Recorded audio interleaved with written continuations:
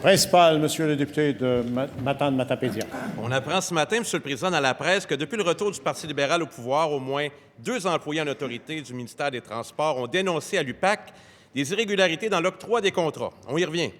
L'UPAC n'a pas donné suite à ces dénonciations. Aucune enquête n'a été déclenchée. Il y a de quoi s'inquiéter du retour de la collusion dans ce ministère, Monsieur le Président. Le ministère des Transports est un partenaire de l'UPAC, à ce qu'on dit, mais ça ne veut pas dire qu'il doit être exempté des enquêtes.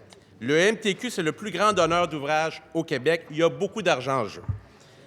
Pourquoi le ministère des Transports serait exempté des enquêtes de l'UPAC? Qui va nous dire ça? Le ministre de la Sécurité publique ou le ministre des Transports? Avec quelle version?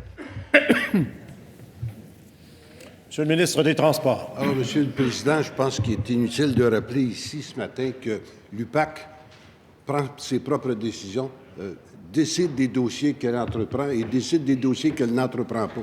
Le gouvernement n'a rien à faire à l'intérieur de ce processus-là. L'UPAC est autonome. L'UPAC est maître de son destin, de sa destinée, de ses décisions. Alors, je ne pourrais pas répondre très longtemps parce que c'est une décision qui appartient à l'UPAC. La seule place où je suis prêt à intervenir dans ça, c'est si l'UPAC a besoin de la collaboration du gouvernement. On sera toujours là pour collaborer. Mais en soi, c'est simple, Monsieur le Président, l'UPAC prend ses décisions et mène à terme les enquêtes qu'elle juge à propos d'entreprendre. Merci.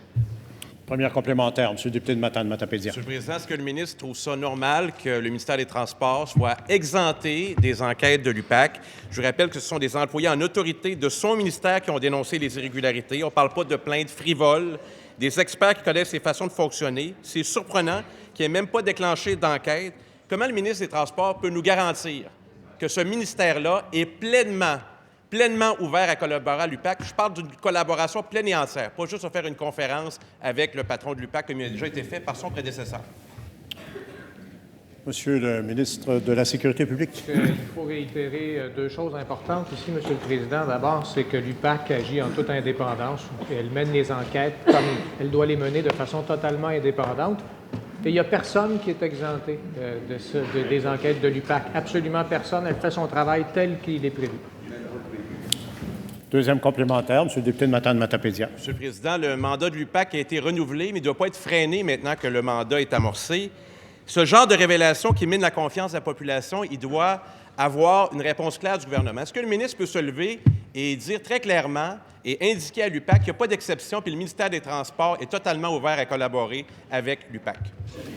Monsieur le ministre de la Sécurité publique. Évidemment que ça me fait plaisir de me relever pour dire que personne n'est exempté, qu'il n'y a pas d'exception et que l'UPAC fait son travail de façon totalement indépendante.